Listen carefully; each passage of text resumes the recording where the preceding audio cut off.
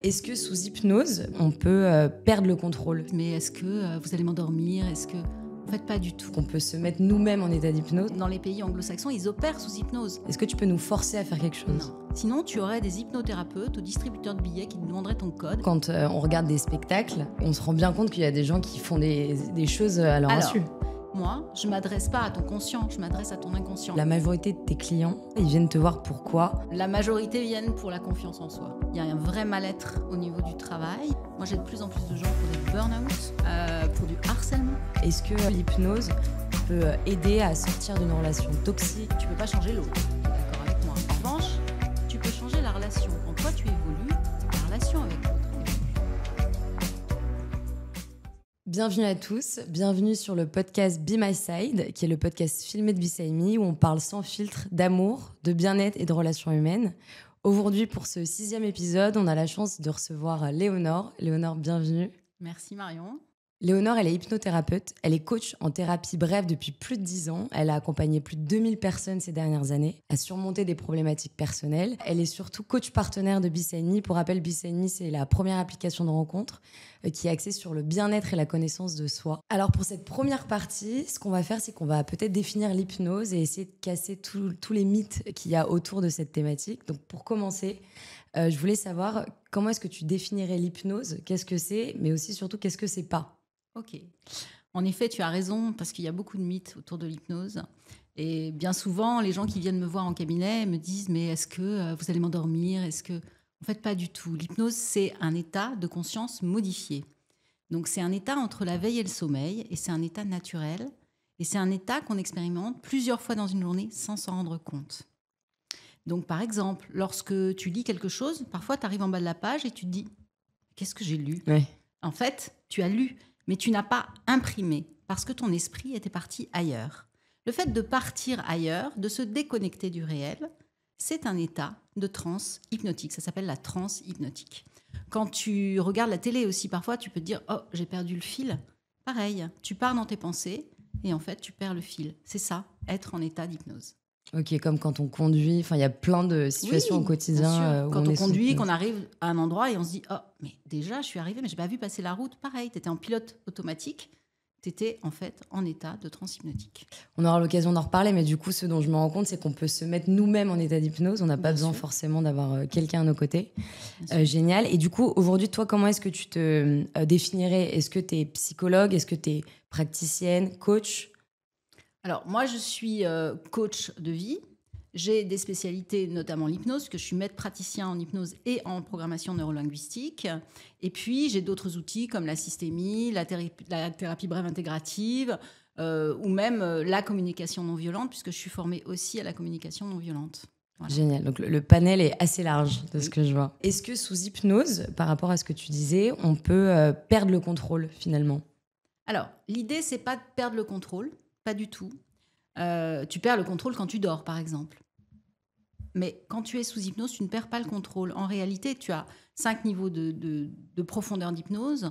En règle générale, lorsque tu es en cabinet, tu es niveau 1, 2. Tu te souviens exactement de la séance. En général, tu te détends, en fait. C'est un état de détente et de relaxation. Pendant cet état de transe hypnotique, de détente et de relaxation, on peut travailler sur plein de sujets. Tu l'as évoqué rapidement, mais ça peut être des peurs, des phobies, du stress, de la confiance en soi, préparation à des examens, préparation à des compétitions de sport. Ouais. Le panel est assez large. Tu parlais donc de différents niveaux. Ouais. Est-ce que ça peut t'échapper? Ça peut aller au-delà du niveau 1 ou 2 en fonction de la sensibilité de la personne? Oui, tu peux avoir des gens qui... Tu sais, dans les pays anglo-saxons, ils opèrent sous hypnose. Ah oui. Donc, il y a des gens qui peuvent être vraiment dans des niveaux très, très profonds, jusqu'à ne pas sentir leurs membres. Hein. Mais à s'en rappeler pour autant? Non, là, pour le coup, il s'en rappelle pas. Okay. Parce que les niveaux très profonds, quand tu opères et que tu ouvres un ventre, il ne faut pas s'en rappeler. Voilà. Je comprends. Voilà. Mais en règle générale, tu te souviens d'une séance d'hypnose en cabinet, oui. Tu peux avoir des moments de blanc, mais c'est pas grave, parce qu'en fait, moi, je m'adresse pas à ton conscient, je m'adresse à ton inconscient. Et l'inconscient, il engramme tout ce que tu lui dis. Donc, c'est pas grave si tu te souviens pas. D'accord, ok. Et du coup, tu as un rôle pour tisser justement le pont entre l'inconscient et le conscient par la suite, vu que tu commences à t'adresser par l'inconscient des personnes. Qui opère ce lien entre les deux? Et est-ce qu'il faut que ça ait lieu? Alors, en fait, tu vas avoir... une séance d'hypnose, ça se répartit en 2 parties. Tu as une première partie qu'on appelle l'anamnèse, où tu vas discuter avec la personne, savoir quelle est sa problématique, quelles sont ses peurs, ses phobies, ou bien tu l'accompagnes pour la gestion du poids, par exemple. Et là, tu vas repérer, tu vas discuter les choses conscientes. Et ensuite, lorsqu'elle est en état d'hypnose, tu vas aller travailler avec l'inconscient sur cette problématique consciente. Défini en amont. Voilà. Par exemple, je te cite un exemple. Tu fumes. Non. La plupart des gens qui fument un paquet par jour, il y a plein de cigarettes, ils n'en sont même pas conscients. Donc le premier travail qu'on va faire ensemble, c'est de mettre de la conscience quand tu fumes. Et ça, on le travaille en état d'hypnose avec l'inconscient. Quitte à le noter à chaque fois qu'on allume une cigarette, finalement. Exactement. L'autre question que pas mal de gens se posent, c'est est-ce qu'on peut faire quelque chose qu'on ne veut pas faire en état d'hypnose? Est-ce que tu peux nous forcer à faire quelque chose? Non. C'est très important ce que tu es en train de dire là. Parce qu'en fait, il y a plein de gens qui disent « Mais est-ce que vous allez prendre possession de mon esprit? Est-ce que vous allez me manipuler? Est-ce que ça va être comme dans l'hypnose de spectacle où tu fais la poule ?» Non, ça, c'est pas possible en fait. Parce qu'en fait, tu as un inconscient. Ton inconscient, il te protège. Donc, si moi, je mets une suggestion que tu ne veux pas prendre, tu ne la prendras pas. Sinon, tu aurais des hypnothérapeutes ou distributeurs de billets qui te demanderaient ton code. Ça n'existe pas. Okay. Donc ça, c'est pas possible. Mais à contrario, quand on regarde des spectacles, on se rend bien compte qu'il y a des gens qui font des choses à leur insu. Ouais, l'hypnose de spectacle, moi, je serais très prudente par rapport à ça. Les gens qui sont au spectacle, ils ont envie de participer. Ils sont contents de participer. Mm-hmm. Donc, ils vont certainement y aller. Et ils ont envie de le faire. Donc, ça aide aussi à ce qu'ils rentrent dans cet état de conscience modifiée, je pense. Quitte à faire la poule. Quitte à faire la poule. Tu as répondu, en gros, donc à l'issue d'une séance, on se rappelle de l'intégralité. Pas de l'intégralité. On peut se rappeler de l'intégralité comme on peut se rappeler de bribes. Ça dépend, parce qu'il y a des moments où tu vas, entre guillemets, être dans un état un peu plus profond et donc, du coup, complètement lâcher prise. Donc, c'est peut-être même pas plus mal de lâcher prise, parce que bien. Ça veut dire qu'on a envie d'aller de l'avant et qu'on est réceptif tout à fait. À la séance. Justement, la deuxième partie qui me tenait à cœur, c'est pour qui et pourquoi, finalement, l'hypnose. Est-ce que tout le monde est réceptif à l'hypnose ou pas? Alors, pour qui, pourquoi? Moi, je dirais pour tout le monde. Après, tout le monde n'est pas réceptif à l'hypnose, parce que tu as à peu près 20% de la population qui est réfractaire. Pourquoi? Parce qu'il y a des gens qui sont énormément dans le contrôle et qui ne veulent pas lâcher prise du tout. Maintenant, c'est assez intéressant. Parfois, j'ai des gens qui sont beaucoup dans le contrôle, qui viennent me voir. On fait une première séance. Je leur explique toujours ce que c'est que l'hypnose, parce que ça, c'est vraiment très, très important.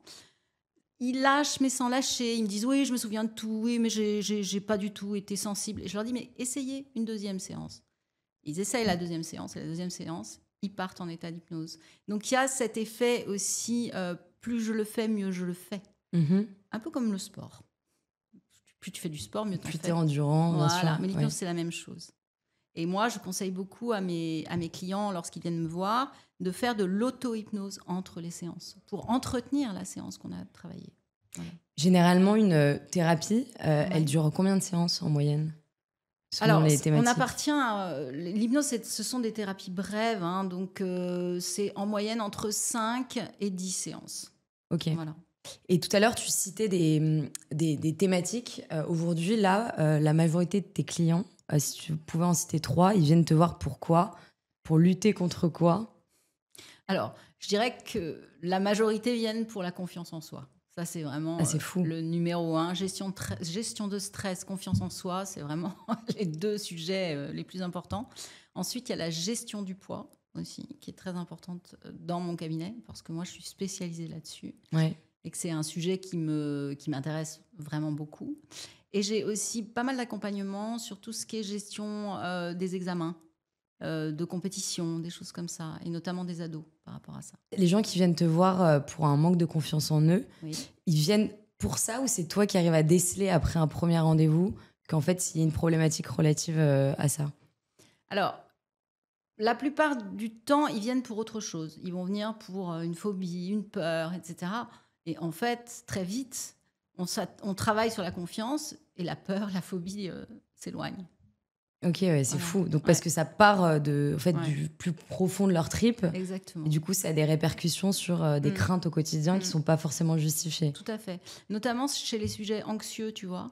Les sujets anxieux, bon, il y a différentes manifestations de l'anxiété. Ça va être je vais me ronger les ongles, ça va être je vais me tirer les cheveux, ça va M'arracher les être, poils de barbe. voilà, c'est des trucs comme ça. Et en fait, tu te rends compte que lorsque tu travailles sur le socle, sur la confiance, ben ça s'éloigne. Est-ce que tu as vu une évolution de la population et des besoins, notamment? Est-ce que tu as l'impression que les gens, ils ont de plus en plus confiance en eux ou ils sont de plus en plus anxieux? Qu'est-ce que tu as vu comme tendance Ah bah là, je peux ces te dire dernières que les années? gens sont de plus en plus anxieux, ça c'est certain. Ouais, Et les gens ont de plus en plus de difficultés au travail. Moi, j'ai de plus en plus de gens pour des burn-out, ouais. pour du harcèlement. Donc ça, c'est net. Il y a un vrai mal-être au niveau du travail. Et puis, je développe aussi pas mal d'accompagnement par rapport au couple aussi. Parce que forcément, quand t'es pas bien au travail, bah, t'es pas bien aussi dans ton couple. Enfin, tout ça, c'est lié. Hein. Donc il y a une anxiété, de toute façon, générale, et on le ressent de par ce qui se passe dans l'actualité, et puis les médias, ce qui relaient, etc. Donc j'apprends aussi à mes clients à prendre du recul, à prendre de la distance, et surtout à prendre soin d'eux. Parce qu'on est souvent dans cette quête de performance au travail, dans le couple, Mhm. etc. Et en fait, c'est à notre détriment. Et au détriment de notre santé psychique, quoi. Tout à fait, mais c'est pour ça que je pense que ce qui est intéressant, et les entreprises commencent de plus en plus à se pencher là-dessus, sur la qualité de vie au travail, Mm. sur prendre soin de ses salariés, etc. Et ça, c'est vraiment important. Ouais. Parce que, voilà, En fait, toutes les boîtes devraient avoir une Léo en interne. c'est ça. À bon entendeur. Est-ce que ça peut arriver qu'il y ait des clients qui rentrent dans ton cabinet, qui soient mis sous état d'hypnose et qu'en fait, ça fasse émerger chez eux des choses qui étaient enfouies ou des TCA? En fait, est-ce qu'il peut y avoir des répercussions après une séance d'hypnose alors que c'était pas forcément volontaire? Oui, ça peut arriver. Maintenant, les choses vraiment très importantes, très traumatiques, en règle générale, les gens qui ont des comportements qui sont pathologiques, moi, je les prends pas en cabinet. Parce que l'hypnose c'est pas bon pour eux. En fait. Du style? Genre les gens qui sont borderline, les gens qui sont psychopathes, les gens qui sont bipolaires. Faut faire attention, hein, parce que c'est quand même un état de conscience modifié. Et notamment, on travaille beaucoup en dissociation, en hypnose. Donc les gens qui sont déjà dissociés à la base, c'est pas du tout recommandé. D'accord. Donc, Voilà. t'as aucun problème à leur dire Ah que oui, tu pourras pas les aider? bien sûr. Ben, à ce moment-là, moi, j'ai d'autres praticiens, et notamment des psychiatres, qui, eux, sont en mesure d'aider et à qui je les envoie. Mais moi, je ne prends pas des cas qui sont limites comme ça. Grave. Voilà. Presque. Ok, Ouais. entendu.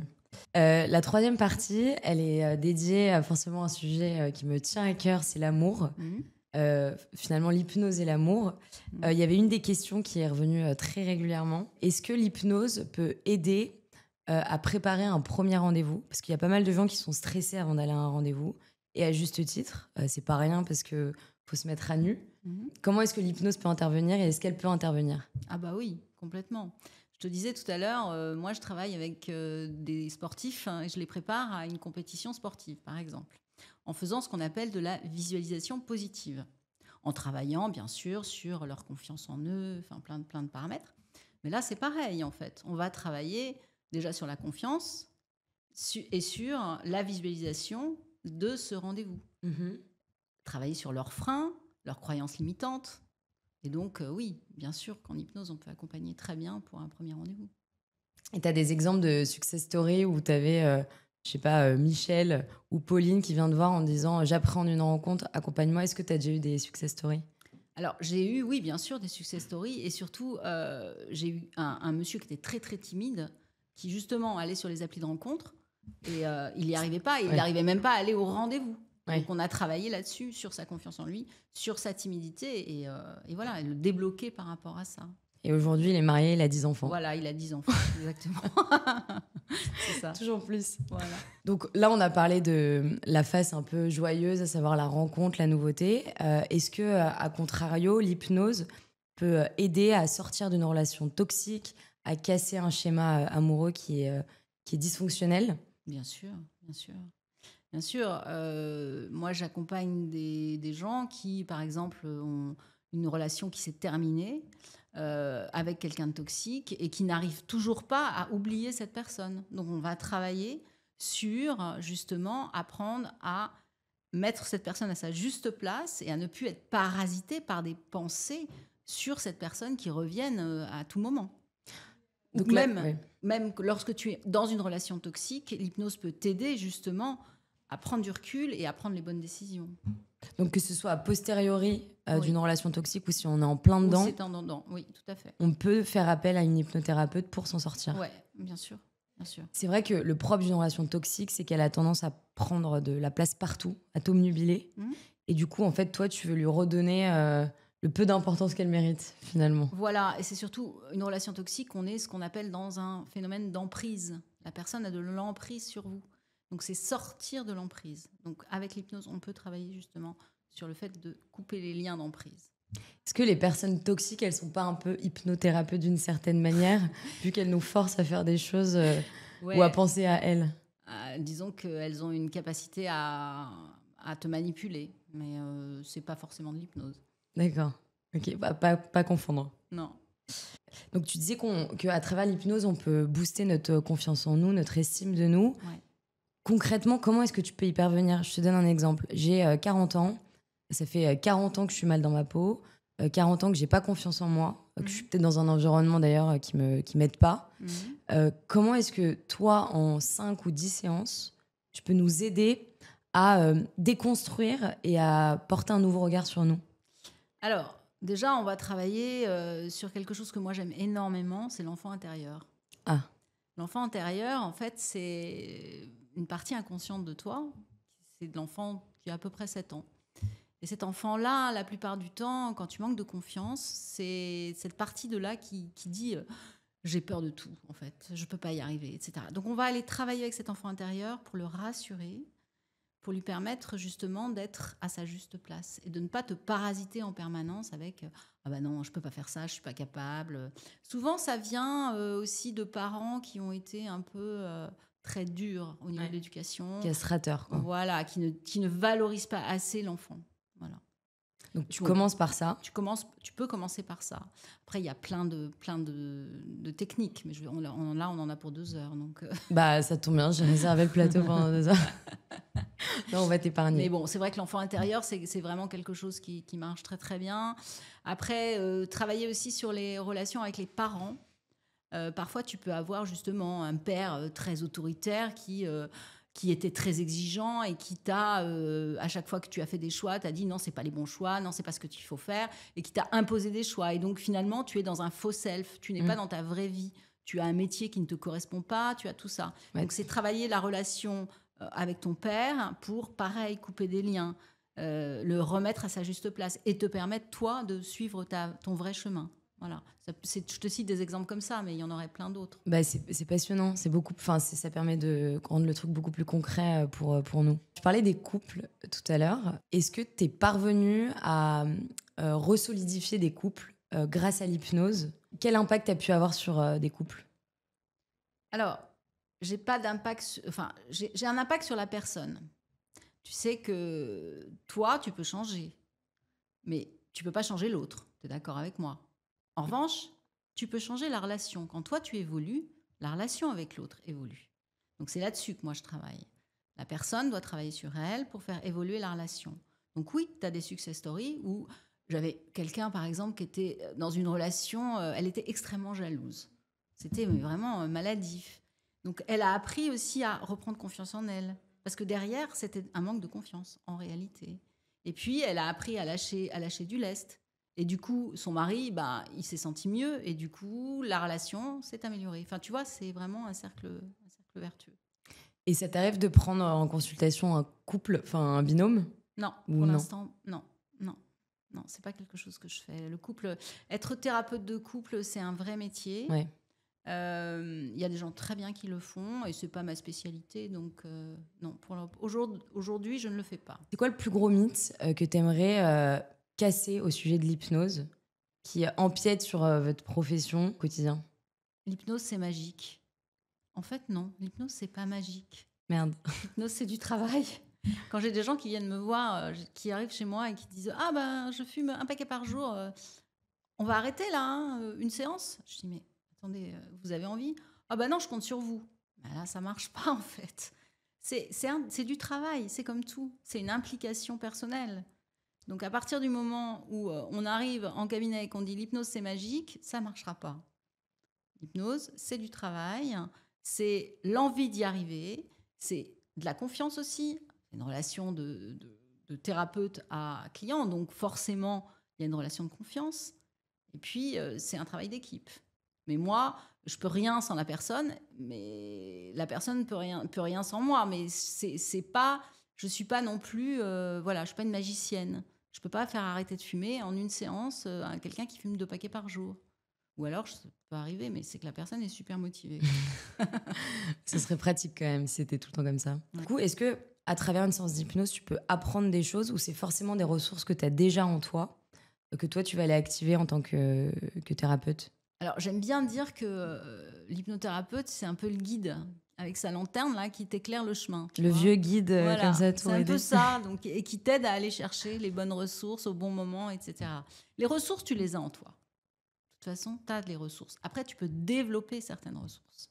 Avec ton aide. Avec l'hypnose, oui, bien sûr.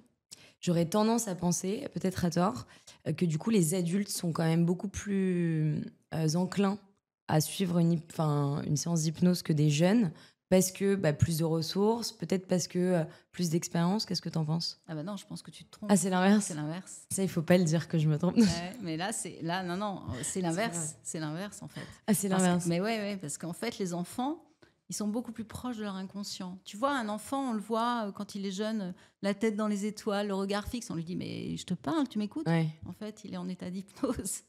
Donc, il est en état ressource. Et là, plusieurs fois dans une journée. Donc, en fait, l'enfant est proche de son inconscient. Donc, c'est beaucoup plus facile pour moi de travailler avec des enfants ou des ados. Les ados et les enfants, ça va hyper vite. Ah, ok, donc il faut y aller tôt, d'accord? Ouais, c'est ça. Avant que ce soit trop tard ou trop dur pour Léonore. Voilà, exactement. Ok, écoute, génial. Est-ce qu'il y avait quelque chose que tu souhaitais ajouter ou dire aux auditeurs Écoute, moi je trouve que là, on a bien balayé ce que c'est que l'hypnose, on a enlevé le mythe de la magie de l'hypnose. Et je pense que c'est vraiment quelque chose qu'il faut de plus en plus explorer parce que c'est quelque chose de naturel, c'est quelque chose d'écologique pour la personne et ça marche vraiment bien. Voilà. Écoute, hâte de passer sur le sofa. Oui, avec plaisir, Marion. Merci beaucoup, Léonore. Merci, Marion. À très vite. Merci à tous. Au revoir.